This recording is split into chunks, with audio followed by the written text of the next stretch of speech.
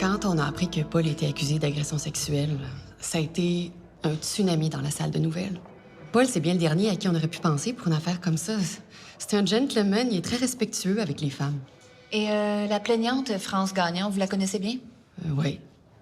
France, c'est France. Qu'est-ce que vous voulez dire? Ben, je veux pas dire que c'est une fille facile, mais disons qu'elle aime les hommes, beaucoup. Dans le sens qu'elle est active sexuellement, c'est ça? Ouais, on peut dire ça. Est-ce qu'elle est en couple? Non, célibataire endurci, pas d'enfant, la carrière avant tout. Donc, pour résumer, France Gagnon travaille fort, elle a des amants, mais elle trompe personne puisqu'elle est célibataire. Ouais, mais elle a un gros penchant pour les hommes de pouvoir.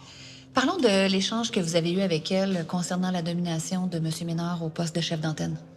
Oui, j'étais assise avec France à la cafétéria quelques jours après la nomination de Paul. Puis elle parlait juste de ça. Elle n'en revenait pas à quel point j'étais contente pour lui.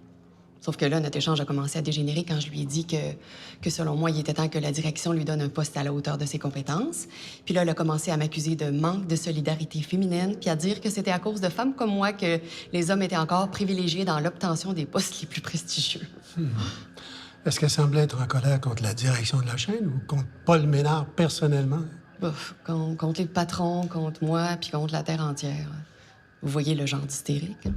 Puis évidemment, après ça, elle a commencé à m'éviter. Puis elle se gênait pas pour dire à tout le monde que je m'étais rapprochée de Paul depuis sa nomination et que j'étais en état de servitude face à lui. Est-ce qu'elle vous a dit ça de vive voix ou ça demeure des propos qu'on vous a rapportés, ça? Non, elle me l'a pas dit ouvertement, mais à la station, tout se sait. Et est-ce que ces supposés propos ont eu des conséquences sur vous? Ben, quand les accusations contre Paul sont sorties, j'ai senti que tout le monde était comme mal à l'aise d'en parler avec moi.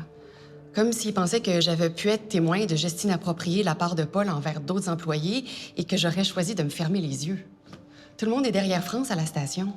Mais l'affaire, c'est que Paul et moi, on est devenus proches avec le temps.